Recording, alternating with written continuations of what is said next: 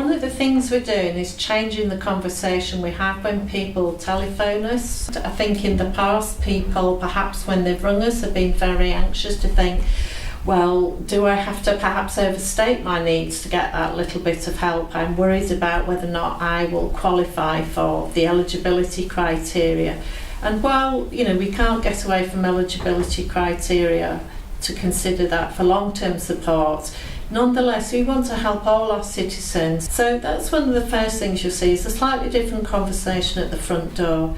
We're also getting social work out into the community. So all my social workers have now been mandated to set up what we're calling pop-up sessions or talking points in community places where people would naturally go, perhaps a GP surgery, one of the local community hubs, and you can book to have a conversation with our social worker if you feel you need something more in depth.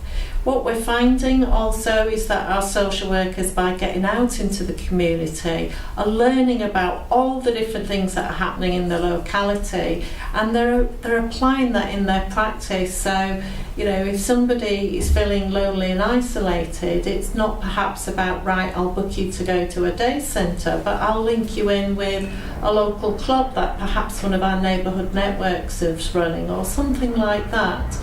We've also changed how we're doing rapid response services. So one of the things we're really keen is when somebody's in a crisis, we respond really quickly. So we've slightly reconfigured our teams, and we've got 3 rapid response teams across the city. We piloted it in Armley to start with in the south of the city, and we found by working in a different way, trying to resolve problems within the first 72 hours, that it has reduced waiting times for assessment.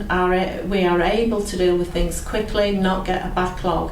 If somebody, however, does need a longer period of time for their support to work through that crisis, we can then refer that person onto the locality team. So there will be security in walking the path with somebody in their life around what's challenging them.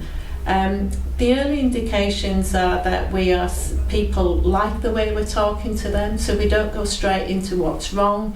We're talking to people about the things that they define for themselves are important.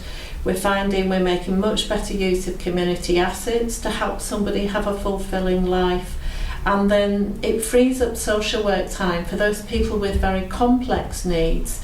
We've got the social work time to really spend time with them and their families, working through what's a good solution for them.